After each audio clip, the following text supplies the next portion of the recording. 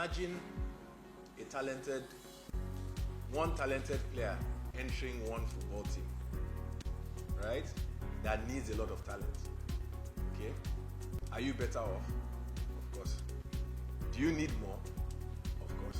But imagine if you don't have that first player come. That's just how. Just think, and I use football because we all love football. If you are the manager of a team, your hope, the fans, the hope of transformation comes with the first good player you put on that team, right? And the promise of more.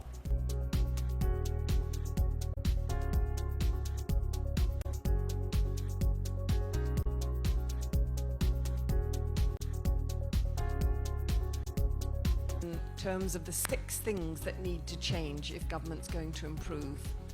And those 6 things are the rule of law, citizen voice and accountability, the delivery of services, the regulatory framework, human security, and integrity in government.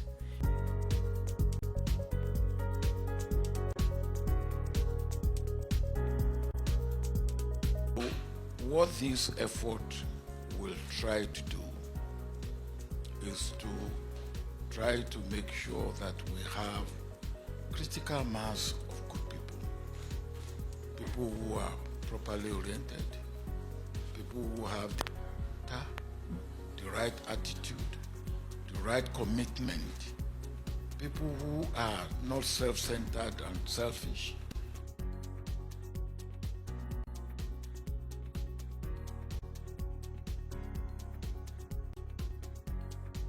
You encourage a situation where people will go from the private sector and go into the public, because there's a lot of resistance about it, especially from civil servants. They see them as outsiders. It's almost like they see people like Tolu get different funding and all that. So how do we do this kind of situation with people who willingly go from the private sector, people who have the skills, who have the education, who have the right motivation, and they can make a difference.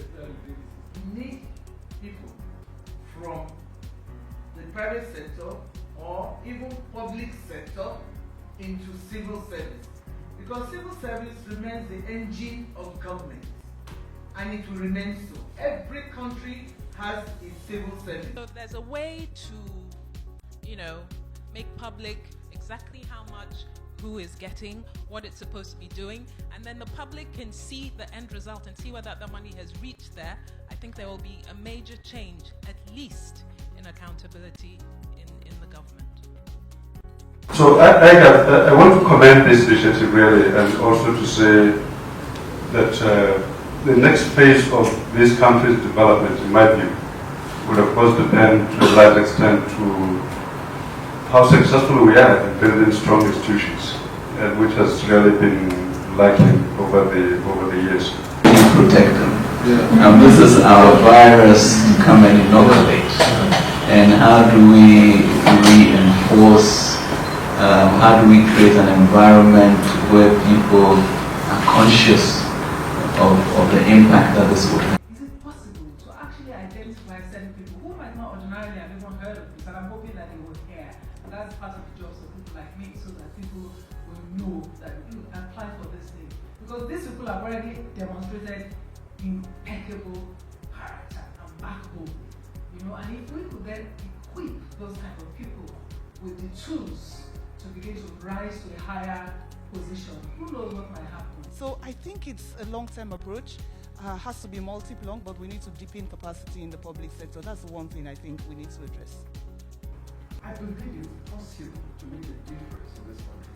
I believe it's possible for even the younger ones to do well, regardless. It just means that the approach to developing these people has to be so strong. So people often ask, what is the difference one person can make? If you're only educating 5 people, what is the difference that 5 individuals can make? And I think the gentleman on my right-hand side and everything that you've all said about him today answers that question, that one individual can make a huge difference. Not because one individual carries the whole load, but because it takes really great leaders to mobilize the group. And That's the first thing I want to say. This country is so full of leadership. This country could lead the whole world with its leaders. Look at the leaders around this table. And imagine if this group were mobilized